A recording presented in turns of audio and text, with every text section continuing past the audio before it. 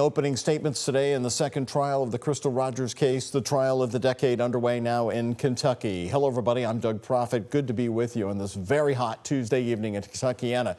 Now, claims we've never heard over the past 10 years. The unindicted co-conspirator in the Crystal Rogers murder, Mom Rosemary Houck, is accused by the prosecutor today of being the person who allegedly put everything into motion, the death of Crystal Rogers. WHAS 11's Shay McAllister is in Bowling Green. She has a seat in that courtroom and was there when all this information came out. Shay, what's your big takeaways from the opening statements, and specifically when you heard that about Rosemary Houck? Well, Doug, this entire case is based around a conspiracy to kill Crystal Rogers, and today in court, the prosecutors alleged it was a family affair. They explained that it was Rosemary Houck who had a conversation with Danny Singleton weeks before Crystal went missing, asking if he knew anyone who could, quote, get rid of Crystal. That seems to be the first piece of this plan to kill her, and it's the first time that we're hearing it was Rosemary who was the one to ask for help.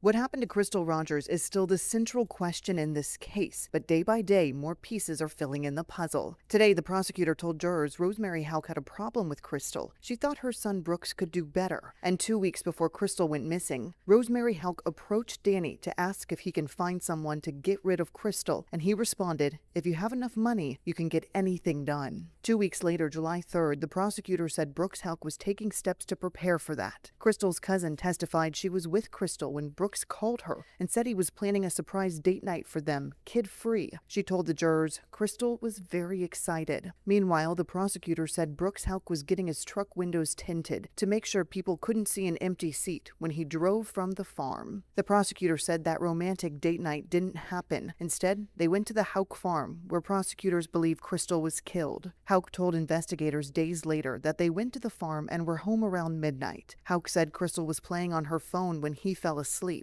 She's just on her phone playing, I don't know what game, but she normally plays a game. But according to the prosecutor, that never happened. He said phone records show Crystal's phone was shut off around 9:30 that night and never turned back on. Days later, as the investigation was heating up, the prosecutor said the Houck family was on high alert. Nick Houck's police cruiser was being searched for evidence, and in a conversation that was accidentally recorded, Rosemary Houck asked Brooks Houck, what about the blanket? The prosecutor told jurors evidence will show Rosemary was in a conspiracy with Brooks to get rid of this young lady. The defense dismissed that statement when they took to the floor, describing Rosemary as a worried mother who felt her family was being wrongly targeted. Attorney Steve Shoring said this case was built on assumptions, not evidence, because of pressure on law enforcement and an explosion of publicity. He said Houck tinted his truck windows because his son was dealing with an eye condition that made him sensitive to light. He warned the jurors that they will hear that Houck didn't help look for Crystal, but that's because the sheriff suggested he stay away, citing animosity between the two families. The attorney said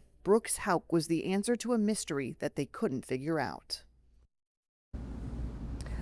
A big question I have been hearing all day today is, where is Rosemary Houck? Well, once again, she was not here in the courtroom. That's not to say she's not in Bowling Green. She could possibly be called to testify in this case. Doug, of course, that's something we're all watching very closely.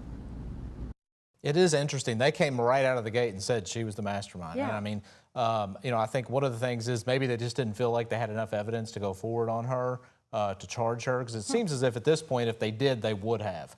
But, she's been nowhere to be found. She hasn't been in the courtroom, hasn't been in the courthouse. So, I think that's interesting as well.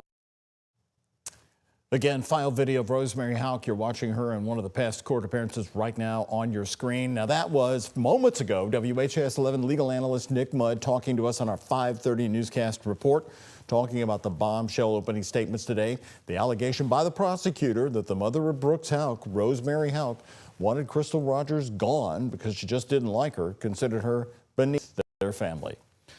A lot more special coverage coming for you ahead tonight on WHAS 11 Plus. That's our app. This is where you can watch it as we break down each day of the Crystal Rogers trial with brand new information. Joining me tonight at 9, along with Shay McAllister, Alexandra Goldberg, and WHAS 11 News legal analyst Nick Mudd.